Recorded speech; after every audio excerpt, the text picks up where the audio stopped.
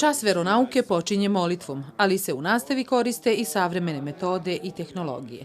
Đakon Radomir Marinković, kao veroučitelj, radi 13 godina. Među učenicima 7. Beogradske gimnazije jedan je od omiljenijih profesora. Dobrim nastavnikom se ne postaje sticanjem diplome. Dobar nastavnik je neko ko se neprestano usavršava i zbog toga Odbor za versku nastavu dugi niz godina najozbiljnije radi na stručnom usavršavanju veroučitelja.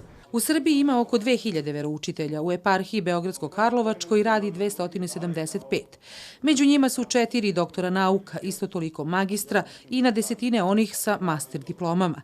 Nastavni kadar je i više nego obrazovan, kažu u Srpskoj pravoslavnoj crkvi. Pravoslavni bogoslovski fakultet izučava 5 pedagoških predmeta i da su studenti u toku svoga studiranja obavezni da održavaju časove u osnovnim i srednjim školama u Beogradu i da umjesto diplomskog ispita imaju stručni ispit gdje moraju još pored svega još 10 časova da održe u školi.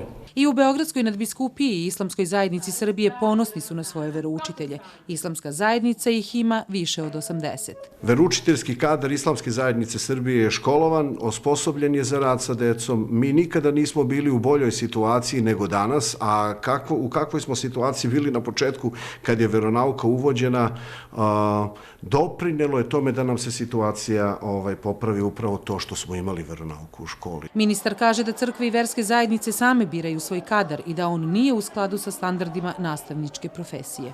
Ono što ministarstvo ima su spiskovi koje dostavljaju različite verske zajednice. Svaka za sebe na osnovu sopstvenih kriterijuma bira veroučitelj. Mi ćemo sistematizovati sve te podatke i sa njima ćemo naravno izaći u javnu raspravu. Položaj veroučitelja u Srbiji svakako je za javnu raspravu, jer ni oni sami nisu zadovoljni statusom u školama. I dalje su među kolegama stranci u zbornicama, nemaju stalni radni odnos i imaju niska primanja.